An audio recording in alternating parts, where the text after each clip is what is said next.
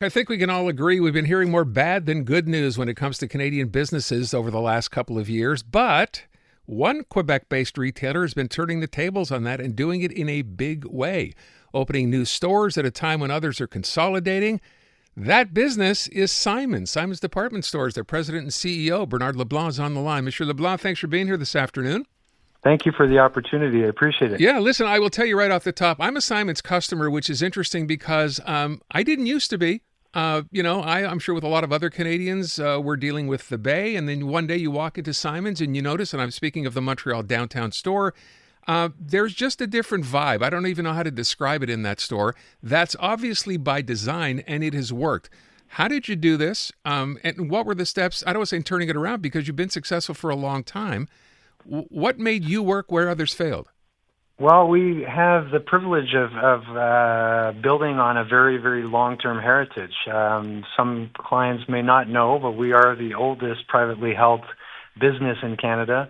Not only retailer, but business in Canada. We were founded in 1840, and what has been built and how Simons has developed has been the work of 5 generations of the Simons family, who are still the shareholders of the business today.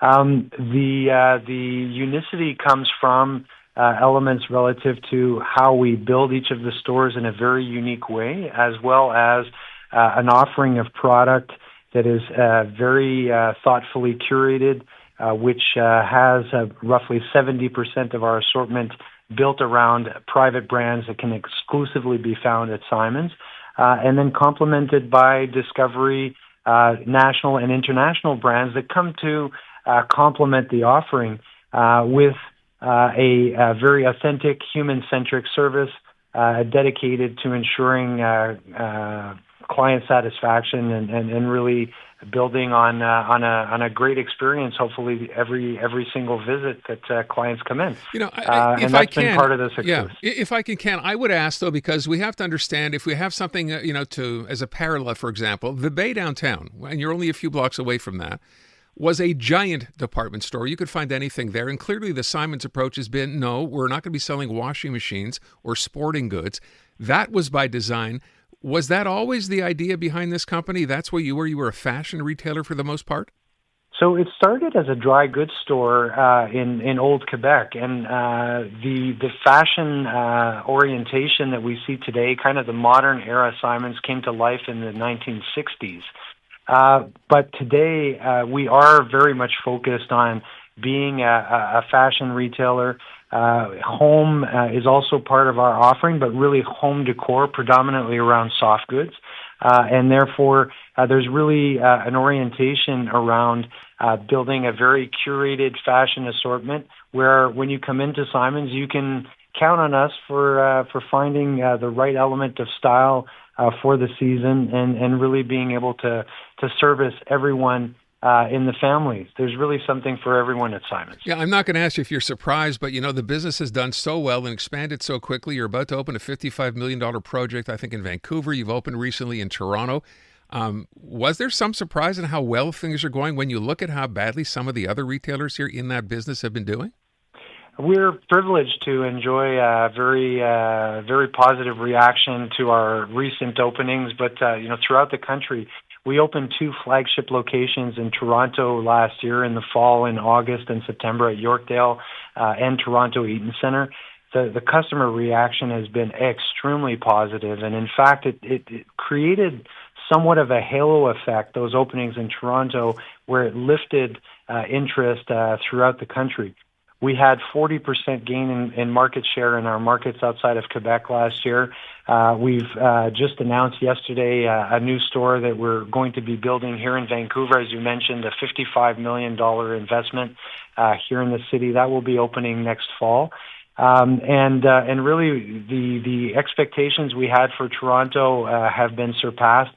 It allowed us to reach $830 million in sales last year, which was phenomenal. 25% year-over-year growth. So certainly better than anticipated. But we stay focused on the work that needs to be done in the future, not so much in the past. We want to make sure that we continue to think long-term and serve our clients. I would ask, maybe it's unfair, for a company doing as well as you are in this line of work at a time when more people we think are cutting back is remarkable. Is this company destined to stay private forever? Forever is a mighty long time. It's difficult to say, but we've been privileged to have many generations of the family involved in the business. Today, the sixth generation is part of the business. I mean, they're learning how to ensure to be good stewards and good shareholders of the business to be able to carry it forward. I'm privileged as the leader of this business today to have shareholders that view things in the very long term, and we talk about what this business is going to look like in 50 years, in 75 years, and we talk in generations rather than in quarters. So certainly there's an immense freedom that comes from remaining private, and for the time being, that seems to be our destiny for now. I would just ask, overall, we know I mentioned, of course, the situation where the Bay has closed across the country, which, of course, becomes good news for you because people still need a place to shop. I understand you're moving into a Nordstrom location, a store that's closed in Vancouver. Is Canadian retail destined to see more closures like this and just have one brand like a Simons become sort of the headquarters? There seems to be kind of a dual direction. There are a number of Canadian retailers that, in fact, are doing extremely well, and we're part of that group. It comes through, I guess, never taking anything for granted and making sure that we're constantly reinventing ourselves and really listening to what clients want and how their desire to shop evolves, and making sure that we're constantly evolving and redefining the offer that we have.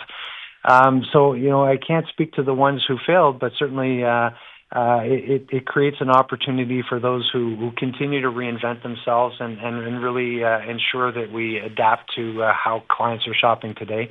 That will be our focus going forward. Tell everyone as we wrap up, what's the Simons secret? Everybody wants to know.